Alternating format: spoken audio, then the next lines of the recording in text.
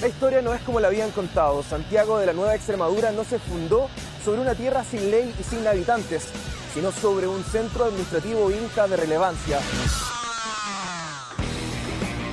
Para certificarlo, el arqueólogo realizó distintas excavaciones, incluso en el centro de la ciudad. Otro acariz tomó la investigación cuando se sumó un historiador que aportó valiosos documentos.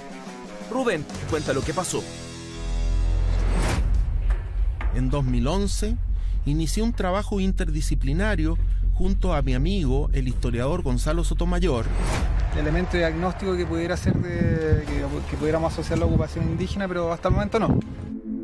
Lamentablemente, en marzo de este año, Gonzalo falleció producto de un cáncer fulminante, lo que ha significado un tremendo golpe para la investigación. Cuando Expedición Inca apenas partía, el propio Steberg nos llevó al lugar donde el historiador pasó horas buscando pistas de cómo el Tahuantinsuyo o Gran Confederación Inca se estableció en las inmediaciones del río Mapocho. A una cuadra de la Plaza de Armas, en el convento de Santo Domingo, se conservan escritos de las actividades que el Tahuantinsuyo primero y los españoles después realizaron en este valle. En la biblioteca de la iglesia nos recibe el padre Ramón Ramírez y el historiador Miguel Lecaros, discípulo de Gonzalo Sotomayor. Lo importante de este archivo es que acá el Gonzalo encontró este documento y gracias a la organización y a la catalogación que hizo el padre Ramón pudimos comenzar a trabajar en esto y apareció el mapuche incaico. En la biblioteca de los padres dominicos se conservan antiquísimos documentos que los expertos revisan con delicadeza. Sorprendentemente, en medio de esta grabación, justo cuando inspeccionaban una enigmática carta, surgió algo que nadie esperaba. Rubén relata lo ocurrido. Entre medio de los libros, el padre Ramón entrega lo que puede ser una verdadera primicia. Una carta original, firmada por Pedro de Valdivia, que entrega en sucesión tierras incas a Inés de Suárez. Ahí está. Este es el documento de la carta de Pedro de Valdivia. Mira, ahí dice Pedro de Valdivia. El documento certifica que los incas convivieron con los españoles cuando estos llegaron. Para entender mejor cómo era el centro que administraban los incas, Rubén se anima a seguir guiándonos. En terreno, él cuenta qué es lo que habría aquí. ¿Qué pensarían ustedes si les dijera que el camino del Inca pasaba justo enfrente de donde hoy está la catedral?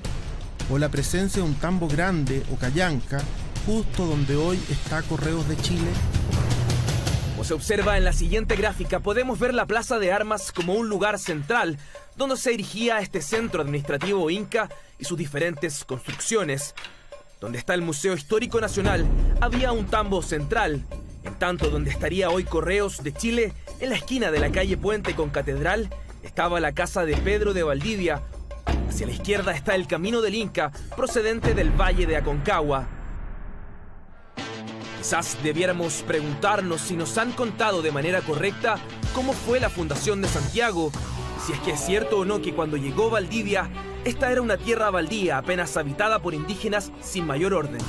Se dejó de lado o se invisibilizó lo que había aquí en este lugar antes de los españoles. Eso no se contó. Ahí están, según los antecedentes que nosotros tenemos, Puente con Catedral, el lugar donde Gaspar Jauja señaló que estaban los paredones viejos de las casas del Inga.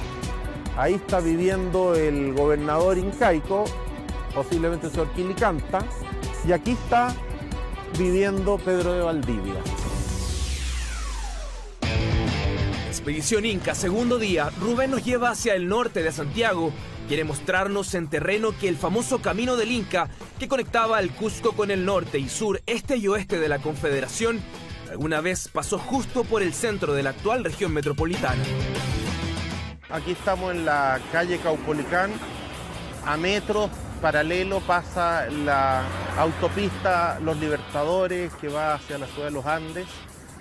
Y este es posiblemente el trazado que tuvo el antiguo Camino de Chile, que en algún momento también fue utilizado por los incas.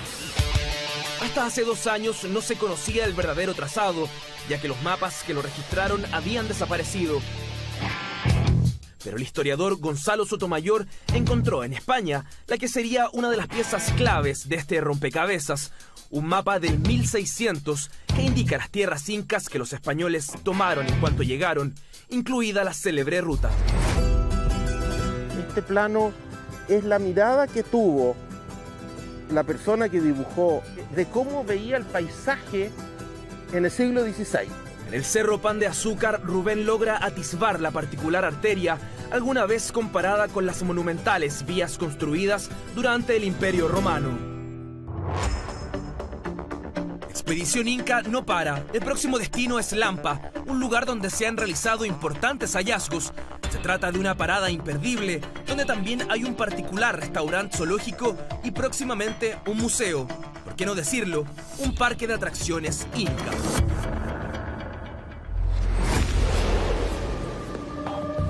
Él es Pablo Carvajal, su dueño. Hace 4 años, mientras construía una piscina, dio con sorprendentes hallazgos. Un cráneo, un cintillo de oro y artefactos de uso diario. Todo lo cual hoy es parte de lo que se puede ver en este lugar. Esta es mi casa. Bueno, y aquí partió todo. Ahora les voy a mostrar dónde encontramos el primer hallazgo arqueológico, en mi piscina. Esto fue encontrado aquí en la piscina. Las piezas descubiertas resultan ser hallazgos difíciles de encontrar en esta zona de Chile, como este cintillo de oro, el que claramente perteneció a una autoridad. Esta pieza, a mí no me cabe duda que el personaje que se encontró en el hallazgo acá arqueológico tuvo que haber sido un personaje importante. Es la sensación que tengo yo, no de la parte científica. En su parcela, Pablo Carvajal atesora más de 200 piezas incas que fueron certificadas por el Consejo de Monumentos Nacionales. Con la certeza de su extraordinario valor, Pablo quiere construir un museo de sitio. La idea es construir el museo y contar la historia de este inca que nosotros tenemos acá, de los incas que vivieron acá. No cabe duda la importancia que tiene esto, inclusive en nuestra cultura. Daniel Pavlovich, arqueólogo, es uno de los investigadores que ha buscado entender la presencia inca en la actual región metropolitana. Pavlovich conoce bien los hallazgos en Lampa, pues gracias a un proyecto Fondesit, él mismo ha excavado varias veces las tierras de Pablo y otras. En la colección de Pablo también, de manera bastante relevante, hay algunos objetos que son bastante poco comunes. Por ejemplo, decoraciones como estas que llaman los arqueólogos clepsidra.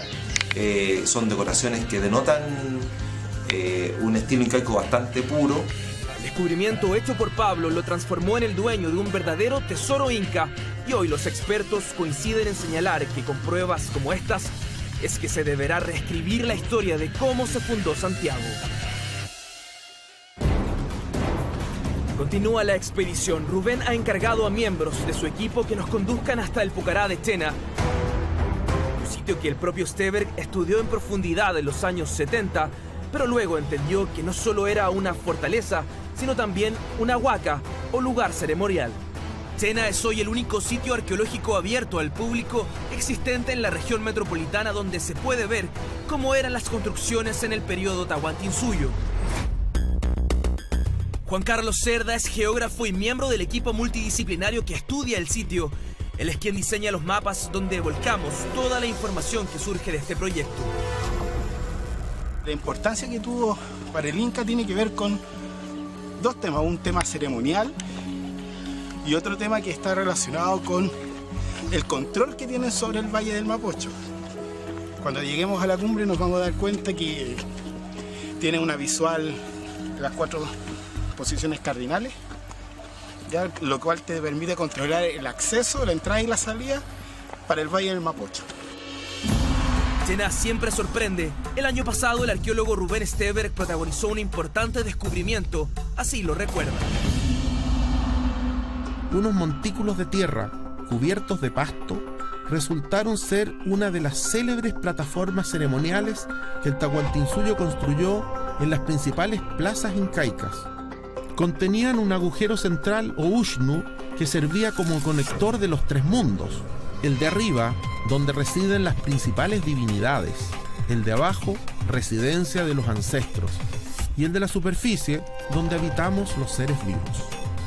A este lugar concurría el representante del Inca para hacer sus ofrendas y recibir el poder de las divinidades.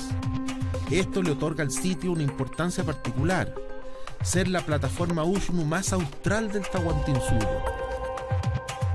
Otro interesado en descubrir el misterio de Tena es Daniel Pavlovich, quien en terreno entrega su visión sobre la importancia del lugar. En este caso, estos muros perimetrales, estas estructuras están asociados con la visibilidad a las grandes cumbres, que para los andinos están asociados con la residencia de espíritus protectores.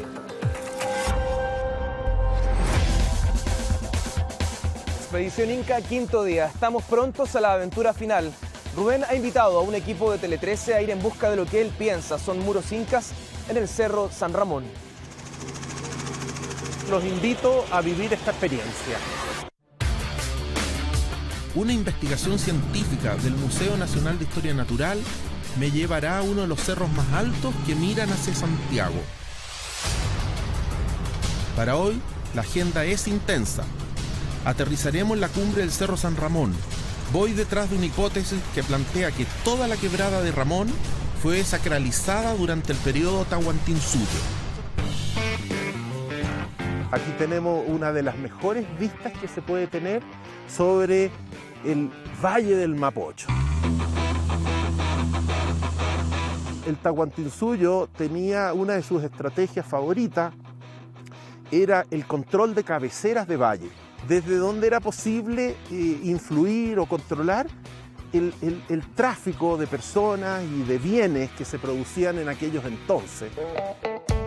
El Tahuantinsuyo emplazaba sitios ceremoniales en lugares donde nacían las aguas y donde estuvieran más cerca de las divinidades principales. Tiempo atrás, Rubén Steberg sobrevoló este mismo cerro y desde el aire creyó identificar pircas hechas por los incas. Entonces georreferenció lo que vio y finalmente organizó esta expedición cuyo primer objetivo es chequear en terreno si se trata o no de construcciones incaicas. Rubén relata lo ocurrido. Todas estas formaciones, estos afloramientos rocosos desde el aire parecían posibles pircas. Hemos venido al lugar donde están estos afloramientos rocosos y podemos constatar que son de origen natural. De pronto la expedición parece estar en problemas. Lo que desde el aire pudieron parecer pircas incaicas, en verdad no lo eran. Así que nosotros ahora vamos a regresar al punto donde aterrizó el helicóptero y de ahí vamos a iniciar una caminata más o menos de 1 kilómetro en dirección norte. En la montaña el equipo avanza decidido, siguiendo las marcas satelitales que el propio Steberg hizo tiempo atrás. A poco de retomar el camino, el GPS indica la cercanía de otro grupo de pircas que los especialistas planeaban explorar. Estamos en este momento en directo descenso a un portezuelo. Aquí hay una vista maravillosa al portezuelo y a las pircas que hay ahí. Rubén está convencido de que las posibles pircas incas estarían justo en una parte del cerro que aún hoy se conoce como el portezuelo del Inca. Según el arqueólogo, claro indicio de que bajo sus pies algo interesante debe haber. Los expertos avanzan con decisión hasta que las encuentran. Pero ¿cómo saber que estas paredes de piedra fueron hechas por los incas o no? Las pircas están en el pleno portezuelo. Están en un portezuelo, un paso desde un cajón a otro. Es muy probable que esas pircas sean del periodo incaico y tendríamos la justificación o la razón por qué ese portezuelo tiene ese nombre. Ojalá. La esperada prueba para corroborar las ideas de Rubén Steberg y su equipo está cada vez más cerca de aparecer. Seguimos caminando y de pronto aparece Alexis con lo que esperábamos. Mírale el escobillado incaico. Eso no lo hacía la población. Mira el escobillado. Así que es Inca. 100% es la misma cerámica de abajo. A más de 3.000 metros de altura, el equipo de Tele 13 registra el hallazgo de cerámica inca. Una importante noticia para la arqueología nacional. ¡Uy! Hay bastante. Hay un escobillado interior. Todas tienen. Rubén toma trozos y los clasifica. Explica que por su particular estilo no se puede negar su origen inca. Esta cerámica difiere completamente de la cerámica local, que son los tipos Aconcagua, y difiere también de los tipos cerámicos coloniales, donde por ejemplo la técnica del escobillado se va perdiendo rápidamente. Así que es cerámica diagnóstica, yo voy a volverla a dejar en el mismo lugar donde la encontramos. Se suma con esto una nueva prueba de que antes de que llegaran los españoles, en todo el valle había presencia inca. Certifico que estamos en presencia de un nuevo sitio incaico del Valle del Mapocho.